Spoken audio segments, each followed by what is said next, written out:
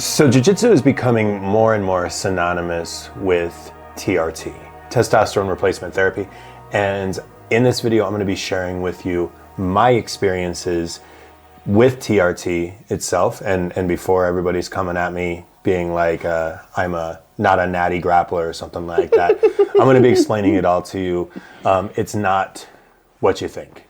So it is what you think. It is what you think. That I'm a roid rage crazy. It's on all the things. All the juice, all the acai, all the Jesus juice, all of it. So we're going to be explaining this because I want this to be a cautionary tale for individuals who may be thinking about also getting onto TRT. So to start this thing off, I am going to be 41 this year. Oh man, he's old. I know. Old. I know. I am old. I'm going to be 41 this year. And I have been training and fighting since I was roughly 6-7 years old. All right. I started in kickboxing, American Kempo, karate, which is American kickboxing. And it was American Kempo Kickboxing Academy. Well, that's a mouthful. I know. It was AKKA. That's where I started in. So that was my original martial art. Now I went from there. I did AKKA, Kempo. I did wrestling all through high school. Mm-hmm. I went straight from wrestling into MMA. I went straight from MMA into jiu-jitsu, and including MMA, still doing MMA. Doing gi jiu-jitsu, Brazilian jiu-jitsu, and also started transitioning my Kempo kickboxing into Muay Thai about 4 to 5 years into my jiu-jitsu journey. Yeah. So I was a kickboxer, switched and started learning Muay Thai specifically at that point in time. I've been now a Brazilian jiu-jitsu black belt for 10 years. And been doing Muay Thai for better part of 12 to 14 years now, in Muay Thai specifically, and then Jiu-Jitsu itself.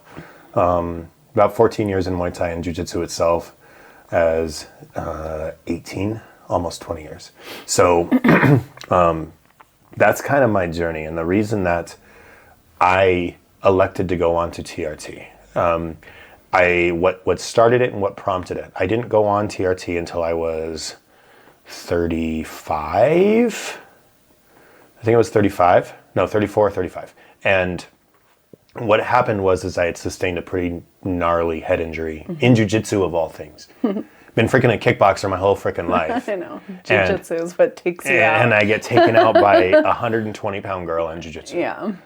We were training. It was a situational day, and we were doing guard passing situational stuff. So kind of like live, but also kind of a drill. So we weren't actually rolling, but it was kind of a drill. She came around me with so much speed, trying to pass my guard in such an athletic way that her head or her knee collided with my head. And I'm on the ground. I'm laying on the ground, right? I'm side control. And she comes around my guard so fast that her knee clips me right in the side of the head, right above the ear. And it drug down my head so hard that I felt like my ear ripped off. All right. So I was checking my ear to say, because my ear literally felt like it was hanging down here. That's how hard and down it came on my head. And I talk about this in a different episode. I specifically talked about it in the depression mental health episode because it put me into this huge spiral, right? Because I was having all of these neurological symptoms, concussion symptoms. Later found out that it wasn't really concussion symptoms. It was vestibular. When it's similar to when you are in a car crash and you have whiplash in your neck, and then all of the nerves in your neck get really inflamed and you get really dizzy, and your vestibular system is affecting your eyes. It's affecting your balance. It feels like you're walking on a waterbed all the time, even though you're walking normal. And it took years to fix this. It took years to get it under control. It's still not 100%. I still get little bouts of dizziness and stuff like that, but it's significantly better. It's this is way better. This is near normal. Yeah.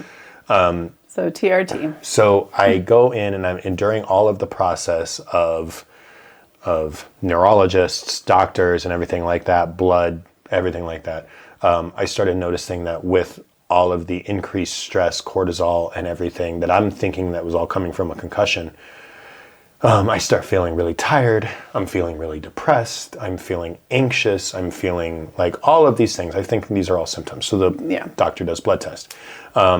And I specifically went to a doctor because my normal doctor just kept saying, well, wait it out, just rest. It'll go away with rest. It'll go away with rest. It'll go away with rest. That or wanted to put you on antidepressants. Oh, yeah, or wanting to throw me on all kinds of antidepressants, which in the depression video I talked about I tried, and it honestly, I had bouts of suicidal thoughts and really a rough time with that. And then like I got off of it, had to wean myself, but still wanted to figure out what was going on. Yeah, so we got a second opinion. So I went to a different doctor because my doctors were terrible. And the doctor that I went to specifically worked in hormone therapy because I was just like, well, because I had people talking to me and like, well, you know, like concussions and things like that can cause reductions in like hormone and other chemicals. So like I went there, we did a blood test, and she's like, looks at my blood test and she goes, you have the testosterone of like an 80-year-old man. And I'm like 34 and like an athlete. And I'm like, what are you talking about? And she's like, well, the spectrum is between 200 and 1300. 1300 being the max of the normal range, I guess, how they say it, and 200 being the minimum. And then most people in their like, you know, early or late teens to early 20s are in the thousands area. The high area. And then as you get older, when you're in your 40s, you should be in like the, you know, the 500-600s. And then as you get to like your 60s, 70s, you're in the threes or something like that, right? That's how she explained it to me. So she's just like, so, and my number was 280 or 270 or something like that. So I'm like, wow, like I'm in the ground with this. Like I'm at the bottom of your spectrum. And she goes, yeah, so we can, and immediately goes into the, well, we can put you on pellet treatment. We can give you injections. We can do, you know, and those are the main things. It's like, it's automatically, here's your drugs. Just like the issue we had with the what was it? The antidepressants. Oh, it's, I don't know what you're trying so it's just like the issue with the antidepressants. It's like you go to the doctor, and this might pisses me off so much about doctors, and I'm going to get to towards the end of this of some medical changes and switches that I'm personally doing and I'm going to be recording to try to help other people out with this. But my doctor doesn't tell me what's your lifestyle. It doesn't ask me what's your lifestyle, what's your diet, what other factors, how's your sleep, like. What kind of stress is in your life? Like, what are you doing? Like, what are all of the other things that could be contributing to depression, to anxiety, to like major impacts? And I found this out later on when I started really researching and doing my own stuff with this. But I'm like, all of these other factors that play such a big, significant part, the doctor wasn't even addressing. The doctor was just like, try these pills. And I'm like, and I was really reluctant. I don't know if you remember that. I was really reluctant.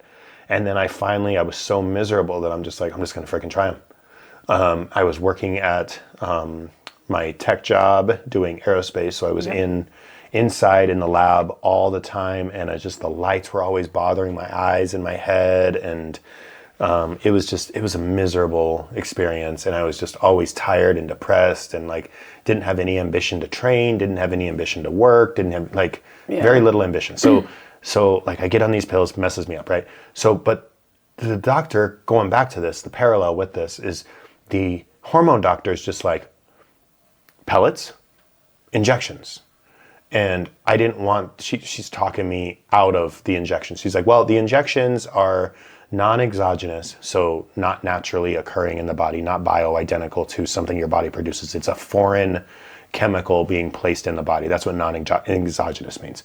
And so since it's non-exogenous, your body is going to increase red blood cell. It's going to thicken your blood. There's going to be a risk for stroke. There's going to be, you know, all the things that normal TRT people, they tell you, all these risks. Now, she said, or you can go the bioidentical route and get what's called pellet injections. Pellets are these like little, like almost like little pills, and they inject them into like your glutes or your flanks area. So like your like love handle area. Yeah. And they're into the fat, and your body absorbs them as they need them to increase your natural testosterone. They're made from like yams or something like that. Some weird like bioidentical thing. Here's the kicker. The injections per month are roughly 120 to 100 and about $80 to $100 for like a month or two supply, right? Okay. The pellets are a one-time fee of $700, and they could last for anywhere from 3 to 6 months. So if they last for 3 months, which mine did, 3 to 3.5 months or so, you're doing a $700 payment for testosterone every 3 to so months. If you're older, you're 80 and you don't use a lot of it, or whatever, need as much. they can last 6 months, Yeah. right? And they say every 6 months, it's $1,400 a year. So I do the pellets. I see a pretty sizable difference in like my energy, my ambition, like a lot of my levels, everything kind of goes. Your and then sleep it kind of got better too. My sleep got better, and then it kind of fell off. My body got used to the pellets, and then because the main thing and the reason that it fell off was the original questions that all these doctors should have been asking you: your lifestyle, your stress, your sleep, your everything like that. Were you burning through it? I was, not only was I burning through it, but I wasn't making the changes in my life to sustain the numbers where they should have been normal. Okay. So I was one of those people at the time, and this was a lack of education, not through a lack of discipline, but a lack of education. I didn't know that there were other ways to bring up your testosterone naturally in lifestyle changes, and I wasn't doing them. So my body slowly caught up to the the bad that I was doing caught up to the good from the pellets. Yeah. And it kind of went in inverse, and where the pellets weren't really working for me. So then I was trying, I tried the injections, and they made me my hands swell up, and you got really swollen. Really swollen and anxious, and long story short, I found out later that this was because of an estrogen, your body can take testosterone and switch it to estrogen, and you should be taking and monitoring not only dosage but taking stuff to prevent that, right? Because your body will naturally switch it, especially from injection, and that's what it was. It was a reaction to it, but I didn't know that, and my doctor was just like, well, I guess let's get you back to pellets. Found out later on that the reason that she was so hard on giving the pellets wasn't because of this non-exogenous lower risk factor. It's because the markup on it was she had to the pellets themselves to More make money. are $5 a pellet or something like that, some stupidly cheap amount, and they sell it to the clinic for $100 and some dollars for the thing. So the Clinic factory is already turns around. making a huge markup on this, and then the clinic sells it for $700 after that. Yeah, so they're so making a everybody's making $600 money. profit off of prescribing these things every single time, or $600 and some odd dollar every 3 months for each individual that does it. So they're just trying to push this. They're just fucking drug pushers. Yeah. And they're trying to do this. So I'm I'm not really getting any benefit. I end up switching clinics because I'm this girl is just I can kind of see it. This girl's just trying to sell me stuff. She's just trying to sell me this, all she wants to do. So I go to this other clinic, kind of tell them about my experiences. Lo and behold, start getting kind of the same thing. Well, pellets are really the best way to go. Well, all this stuff. And I didn't know about the markups at the time. I just could tell that this person didn't even want to help me. They just wanted to sell me.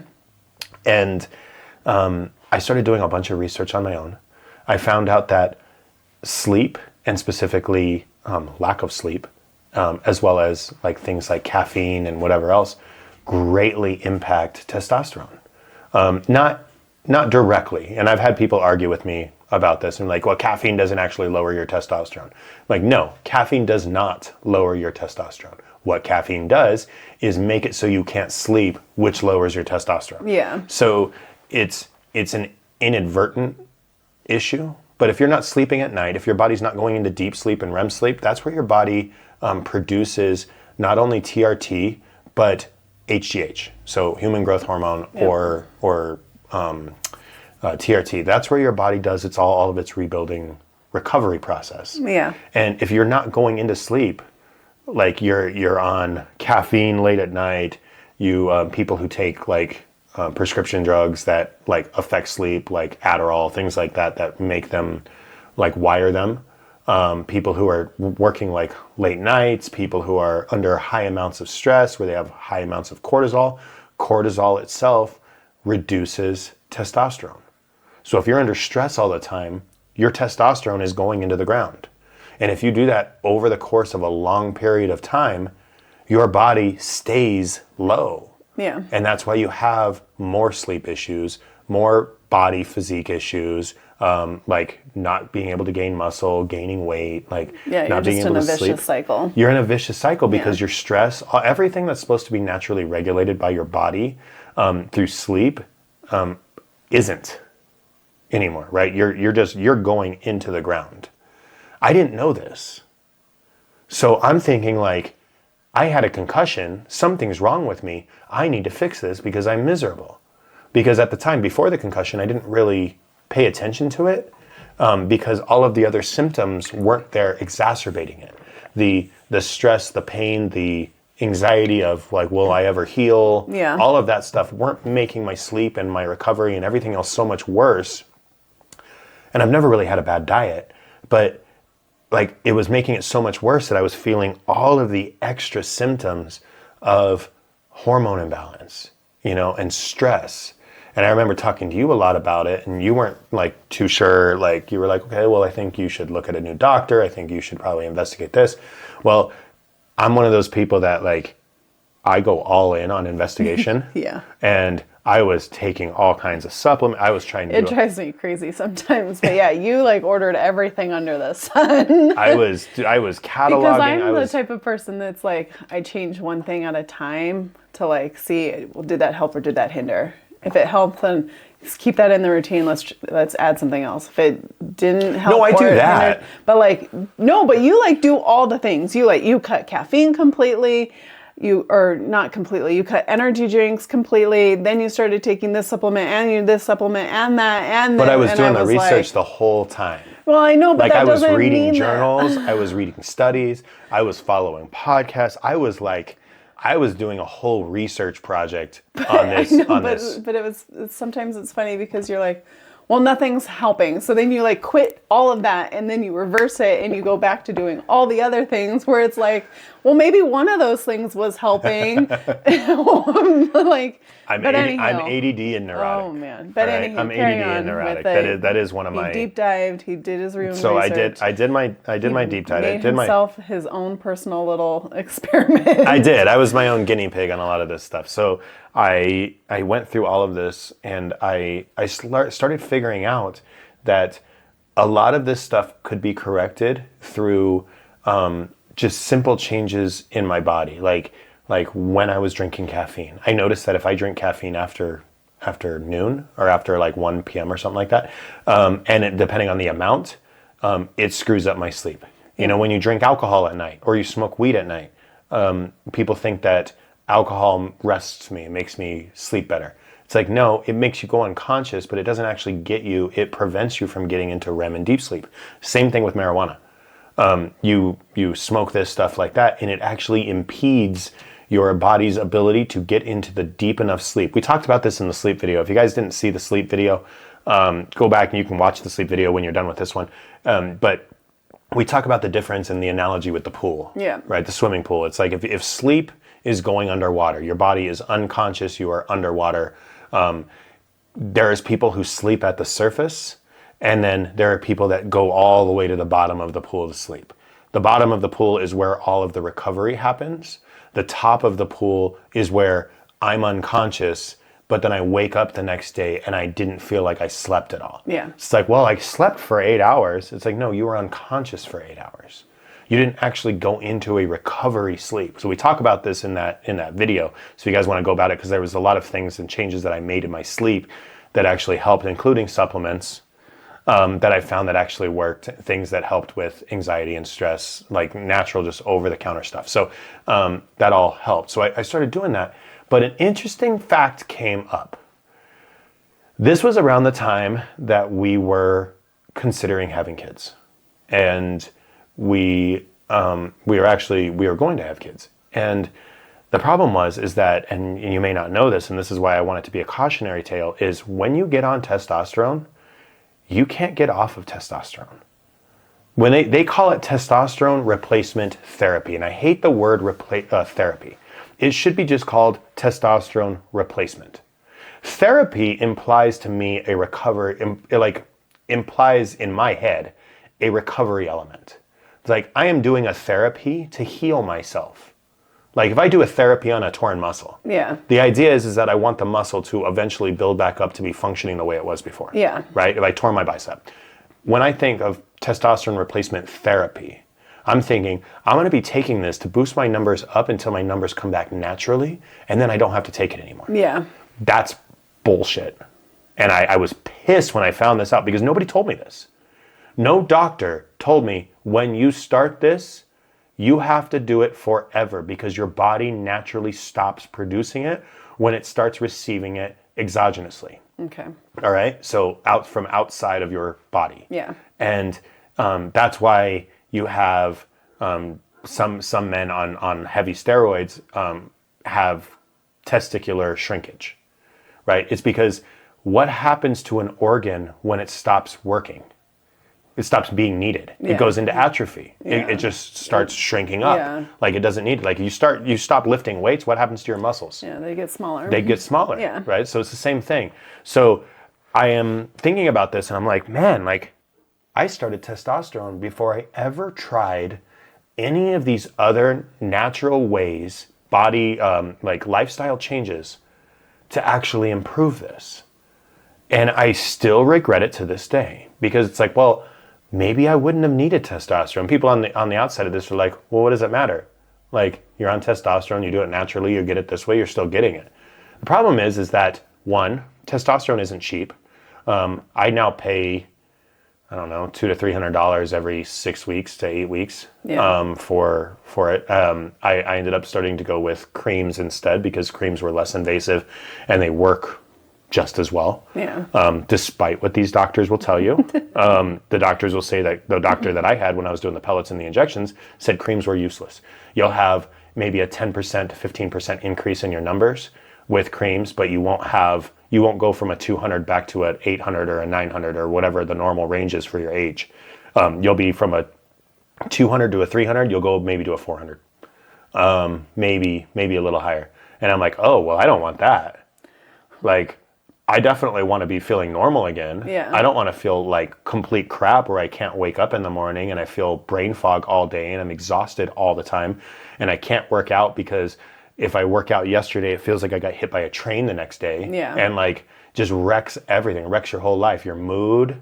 You're always irritable. You're always pissed off. You're always tired. You're always anxious, like, which is a weird dynamic to be in, to be tired and anxious. And it's terrible. You're stuck, you're trapped in your own body that isn't working. It's like stuck and trapped in a car that the engine is like half firing. And it's just like, but you're stuck in it. Like you can't go anywhere and you have to live in this car. So I'm like, I need something. I need to go back to normal. And they're like, yeah, creams don't do it.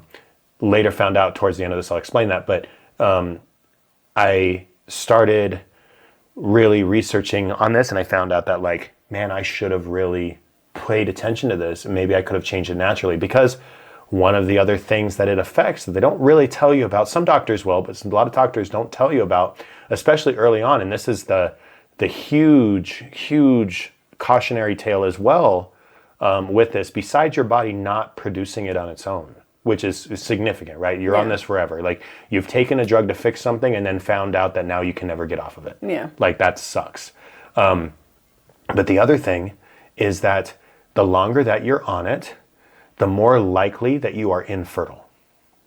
Oh, so you can't have kids. So you cannot have kids. So, and this is like the huge like danger for kids right now, because you have 20-something-year-olds right now getting on steroids, getting on testosterone because they're trying to be bodybuilders. They're trying to, you know, like whatever psychological issue that they think that they're going to have, some adult who with way more intelligence or way more access to these things is just like, you need to just get on this. You need to like pump up your muscles. You'll never be a athlete at this or a bodybuilder at this. And there's this whole epidemic right now of kids getting on steroids and testosterone. They're going to turn 30 years old, 25, 30, 40 years old, and realize that they messed up their body so bad they can never have kids again. They will always depend on taking testosterone for the rest of their life. And if they don't, their body goes into the ground, and then there's all these other adverse health effects that'll happen, because if you don't have testosterone in your body, like you're at all of these high risks of heart issues and like just all these crazy things. And so now you're stuck at this. And all of these young kids are taking these thinking that like they're seeing the upside of like, I'm jacked, I'm all vascular, I'm like huge. Yeah. And they're not seeing, like, they're fucking up their lives. So like with us, I lucked out. We were able to have 2 children. It wasn't as easy as we thought it would be. But I had to go off of testosterone for 6 months to let my body's natural testosterone come up a little bit. Like, because it doesn't ever come up, like I said, it doesn't ever come up permanently. But the longer you're on it, the less it comes up when you're off of it. Yeah. But if you were on it for a short amount of time and you get off of it, it can still come back up, but not to the point of where it was, right? So you're suppressing it for the longer that you add it in there, the more you suppress the natural. So like if you take it and then you remove it, you'll come back up a little bit, but you'll never come back up. Yeah. So I was able to get off of it 6 months at a time. We were able to have 2 boys. Then I got back on it, and I've had to stay on it forever. I've tried getting off of it several times and trying all of the lifestyle changes, everything, just to experiment to see if like, hey, can I manage this without it? Yeah. And I always start slowly degrading into my body hurts. I'm always tired. I can't keep muscle. I'm no matter like what I do, I just feel like crap. My sleep goes to crap. My like everything just sucks. Yeah. Right. So then you're basically stuck on it, right? So this is the cautionary tale. Now we go into the positive side of it. What am I doing now? So my numbers since I started this, I'm not one of those testosterone like steroid freaks. My numbers are not outside of the normal spectrum for my age, right? I have a different doctor who's a friend of mine. He actually is a compounding pharmacist himself. So he makes testosterone. He's the one who told me, yeah, they try to sell the pellets because they're super marked up. They're easy. He was the one who was giving me all this information about the testosterone industry after the fact. And he goes, here's this cream. I make the compounding cream. That's the only one I believe in. It's like, he's the one, it's like a couple $100 or something like that every month or 2 months. So it's like really, really cheap. You put it on a muscle, and once a day, you have to be worried that like, your kids or you don't touch the area afterwards for a couple hours, but then you're fine. And you don't do this yo-yo effect where I take the shot, I'm up here, and then the shot wears off and I'm down here, and then I have to take the shot and I'm up here. Or the pellet thing, which is you take the pellets, you have a slow ramp up, and then a peak, and then a slow fall off, and then you're in this fall off for a while before you can take it again. Yeah. So it's a more sustainable, like you're doing this up here every single time you take it. So you're feeling better naturally. And then I made all the lifestyle changes as well. My sleep became better. I was really monitoring what I was eating. I was really monitoring my estrogen levels. I'm doing labs and stuff to make sure that my levels aren't too high and they're not too low. Because if you go too high, that's obviously, you can have detrimental effects to your health as well. And if you go too low, then testosterone, you need testosterone, right? So I'm right in the middle. Like I'm right in the natural, normal levels. So when people are like, oh, Rick, you're really strong because you're on testosterone. like in the gym. I've had people tell me that. It's like, well, it's like all you TRT juicing motherfuckers who are rolling and you're all freaking strong and athletic and whatever. And I'm like, you can test me. I get myself tested all the time because of the health like requirements. Like I am no higher than I would be naturally at my age, from my age. Like I don't go any above that or at all because there is adverse health effects. And I do want to grow old to see my children like get old or grow up, So it's like, I don't want to kill myself early by going super high on the testosterone. Like, so I keep it level. It's like the reason that I feel strong in the gym is because I'm using framing technique because I've been doing jiu-jitsu forever, or I lift weights. It's like, yeah, it's normal. When you lift weights, you get stronger. Sorry, like that's what happens. But I started talking to my friend who's a compounding pharmacist, and he's partnering up with another individual for the health. He's going to be like, they're going to be doing like reading labs, prescriptions, and he's going to be doing true health. So true health meaning like he doesn't just give you testosterone when you don't need it. He's like, hey, your numbers are here, but also your cortisol levels are really like here. These levels are right here. These levels are here. There's a whole bunch of like huge panel of stuff that he looks at. He's like, you need to be getting more sleep. We're noticing that you have food allergies in these elements right here that are causing your body's inflammation response to do this. We need to get rid of those. He's going to be doing a full panel breakdown. It's like big picture. Yeah, like look at, instead of here's the drug that'll fix your symptoms, let's see what's causing all of these symptoms. Yeah. Like maybe you have a gluten intolerance. Maybe you have a dairy intolerance. Maybe you're eating too much sugar and you're not sleeping at night. Maybe you're, and he's going to be looking at so much of these tests. He wants me to wear a, what is it called that the diabetics individuals wear, that it's like a glucose meter. Glucose meter. So he's going to be having me wear a glucose meter.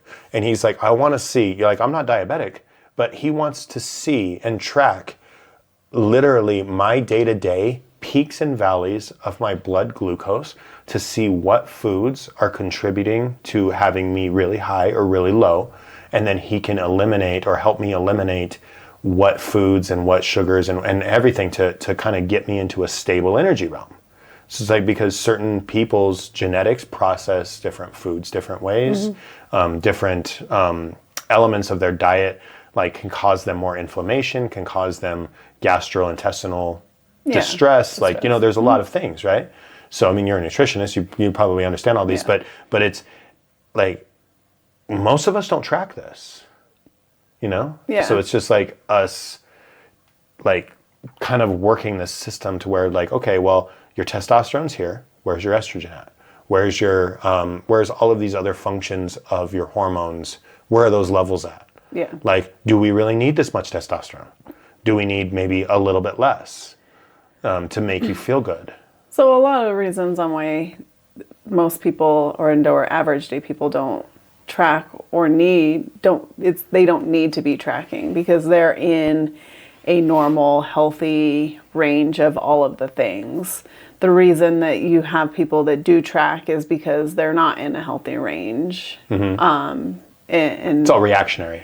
And so somebody that's low, extremely low in TRT like you, it would be beneficial to track and just those. Testosterone, not TRT, but yeah. Sorry, it would be beneficial to test those things. But somebody who is not in those, like if you're already in the normal range that you're supposed to be in, there is no benefit for you to test those things in the sense of making your overall health better. I just wanted to preface that so that not everybody is like, oh, I need to go get myself a glucose monitor so that I can test all the things. Well, I mean, and it's not a bad idea. If you're in the normal range of all the things, you could make some changes that might make everyday life a little bit better. But if you're already in the normal healthy ranges of all the key components of healthy lifestyle, it's not always necessary. Yeah, so it's one thing is like a lot of doctors actually won't always let you do it either. So for example, when I was doing the testosterone early on with one of my last clinics, I started reading like, hey, I need to be doing these blood tests regularly. I need to figure out what my red blood cell count is to make sure my blood's not going to thicken up. I got to make sure that like what my levels are, what my estrogen levels are, what my free testosterone is, like, you know, all of these different things that they tell you. The first clinic that I went to had me do the test, a blood test one time to get prescribed it. Then I could just come back and get it whenever I wanted to, as long as I paid her money. And they were just never going to test it again? I mean, they said that you should probably do it here and there. You should, like, it never felt like a... Not a you need to, you should probably? Yeah. Yeah, it was like, and then the second clinic that I went to, she would always tell me, she goes, yeah, we have to check your labs. I need you to schedule an appointment for checking your labs. But then if I would forget, because it happens from time to time, like early on when I didn't know much about it, and I would be like, yeah, I mean, I could go check my labs again, like see what I'm at or whatever. But I didn't think it was crucial. And then I would just go in there and get another prescription and be like, and she just wouldn't say anything. It wasn't like a requirement, like I can't give you another prescription until you check these labs. Like they didn't do that. It's interesting because that is like one of the seems number liability. one. Oh no, it absolutely is. Like that's one of the main reasons that you have to get your blood work done when you're on any kind of treatment. Yeah, they have to know where your prescription is they need to not only know where your levels are so that they can make adjustments on your prescriptions, but they also need to make sure that your prescription isn't affecting other organs in your body that could potentially cause shutdown that would create or bigger damage. Health issues that you already like. Yeah, so they weren't doing it. And I didn't realize this because I'm not educated in the medical field. Like, I'm just like, okay, doctor says this, I do this. Like, I'm used to, in a way, because especially from my tech industry, if you're a PhD in, material science. Yeah, you know that one thing. You know the material science. So if I'm coming to you about the substrate material alloy that we're putting these cells on and we're testing them at this temperature and this radiation, you know that this is the best substrate to put this on materially to conduct the heat away or something, whatever it is. And I'm going to a doctor and the doctor says, yeah, just do this, do this. And I'm like, okay. And you're trusting that they're giving you the I'm best trusting advice. that their education is superior to mine in this field and I am taking their advice. Yeah. Later on, I found out that's like, no, like, yeah, your education is superior to mine in this, but also you want money. Yeah. And like, this is corrupt. Like, you're not telling me to get like these. You're just giving me pills. You're not asking me my lifestyle. You're not asking me how my sleep is, my cortisol, any of that. Yeah. You're just like, pay me $700 and take these and we'll inject these into your hip, and it was driving me freaking nuts because then I would like go to the labs and like when I talked to my friend about it, who's doing the, like my True Health stuff. Yeah. He's like, they didn't take your labs like every quarter. Yeah. Like they should be doing it every 3 to 4 months. I didn't know that they weren't taking your labs either. I probably would have said something. So I was taking labs, but the problem that I was running into was I didn't know how often I should be taking them. And so I was taking them. So I did have multiple times where I was taking labs. And then if I would get off the testosterone because I would try it again, or I would try to bring up my numbers naturally, I would take labs again to get back on it. So like I was taking them, but I wasn't taking them as much as I should have been. And then when I started working with Chris, my friend who's doing the True Health, he started having me do a bunch of different lab tests. So like saliva tests, blood tests, all kinds of different things, checking all kinds of different levels, cortisol levels, hormone levels, like just different, like thyroid, like just like all these different things, right? Yeah. And he started giving me actual advice that was data-driven, data-driven advice from this. So going forward on this, I will be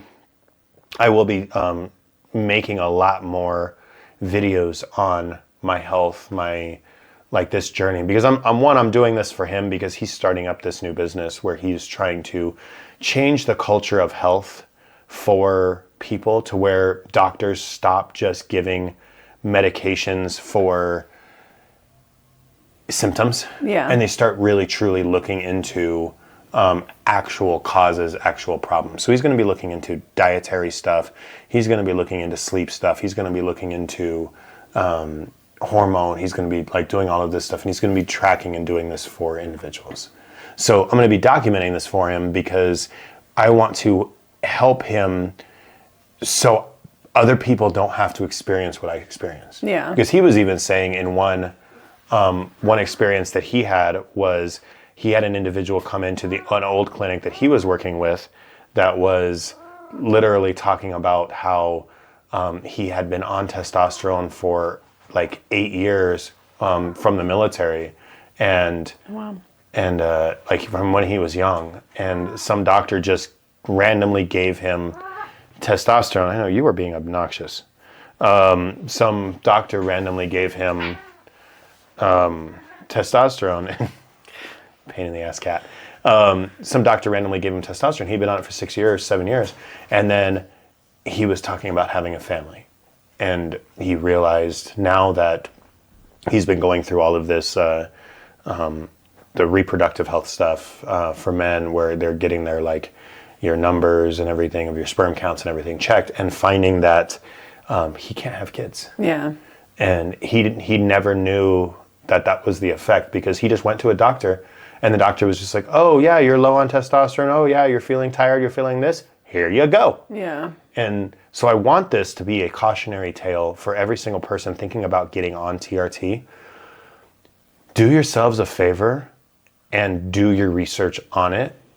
Like, learn what the effects will be, what the dangers are. Find your actual levels. Go and get your blood tested, because the problem is, and this is one thing I was saying about clinics and stuff, is the issue is that you can't just go to a clinic all the time and say, check my blood. Yeah. Like, this was a problem that I had with one of my primary care stuff. And I'm like, hey, I want to do a blood test. I want to do a hormone test and all that stuff. And they're like, well, unless the doctor orders it for a reason, like you have some kind of symptoms that require it, we can't just do that. It's like, what is your requirement or reason that you're doing this? And I'm like, well, how about my reason is that I have a credit card and I want to pay you money to do it because I want to know. And they're like, no, we can't do that. I'm like, why? You are a health clinic. Yeah. Like, if I want to know about my health, we are a capitalist freaking country. I should be able to give you money. I'm not saying give me a drug.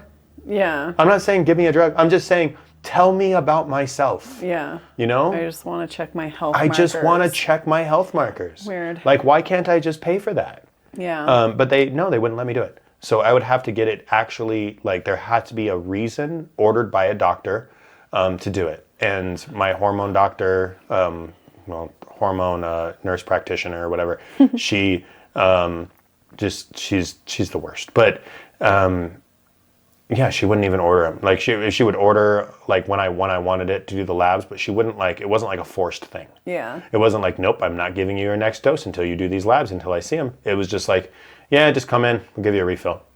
And, like, for me, it was like, I'm busy, and I'm just like, All right. cool. Works for Doctor says I don't need to, so whatever. I'm going to assume that means we're good. Yeah, I'm good, you know? And yeah, it was not the best environment. So going forward, like I said, I'm going to be doing this almost like a somewhat of a documentary, going through and having discussions, podcast topic discussions with Chris about the field, about testosterone, about other factors in health, and providing all of this information as much as I can to everybody, so you don't run into this. So you don't run into the issue where, of like, you're a 20-something-year-old out of the military, some doctor gives you this, and now you'll never have the joy of having children. Yeah. Or you'll never, you'll always be dependent on it, because your natural levels you could have brought up if you had just had better health practices, if you had slept better, if you had actually prioritized recovery, if you had actually prioritized diet, if you had actually prioritized all these things, you wouldn't be dependent on it. Instead of getting into your, like, late 30s, early 40s and being like, yeah, I just always feel like shit, so I just need to get on testosterone. It's like, well, have you looked at your life? Being educated. Yeah, have you looked at your life? Like, is it a magic pill? No, it's not. It's like, it's not a freaking magic pill. You can get on testosterone, and if your life sucks, like I was with the pellets, if your lifestyle sucks, the pellets don't really do a lot for you. The testosterone doesn't really do a lot for you, because you're still destroying every other part of your body, and it can't be all held up by TRT. Yeah. You know, it cannot be. It's like people that try to out-train their bad diet. Yeah, exactly. Exactly. It's like if you have a really bad diet, you going and working out for a few hours a day isn't going to fix it because everything else is jacked up. Yeah. You know, so like testosterone itself isn't going to just repair everything that you're doing through bad sleep habits, bad diet, bad, you know, stress levels, all of that stuff. So I want this to be an educational, cautionary tale, I guess is the best way to say it, for people to make sure that you don't run into the same problems that I do. Like just let this kind of leave you with, I have to take testosterone now for the rest of my life. You know, if that doesn't scare you, that you have a drug that you are now forced to take. What happens if our economy collapses? Yeah. What happens if the pharmaceutical companies collapse? What if China or Russia or whatever bombs us? We go into like some apocalyptic era and people aren't making testosterone anymore. People aren't making the drug that you need to feel normal. Yeah. Like you can't just rely on like your body just naturally producing the thing that you need to feel normal. You know, it's like you're kind of fucked. Yeah. You know? So let that kind of be a precautionary tale. Like these are the things I think about. And most people will be like, well, you're just being, you know, paranoid or, you know, catastrophizing it. But it's like, these are the things like I don't like having anything have control over me. Yeah. And unfortunately, this is one of those things. So like I said, I'm going to be documenting this. We're going to be sharing more conversations with, or conversations, I should say, with Chris, more conversations on this subject. And I really, really honestly hope that if you are watching this video, if you take away anything from this video, get your labs checked. Don't automatically think that a magic pill from a doctor whom you trust is going to be the actual like end all be all, solve your problems. All right. Do your research, figure out what you need in your life, get second opinions, like figure out what it is, because even though it's just like our black belt scenario, just because you have a black belt doesn't mean you're a good person. Just because you're a doctor does not mean you're incorruptible. You're uncorruptible, right? So like, you could just be as money hungry as everybody else and using that to gain power by selling people drugs they don't need. Yeah. All right. So do your own research, figure out what it is that you actually need, and figure out the pros and the cons before you just jump into it. All right. So hope you guys enjoyed this. If you have any comments or anything on the bottom, leave them, and I will see you guys in the next one.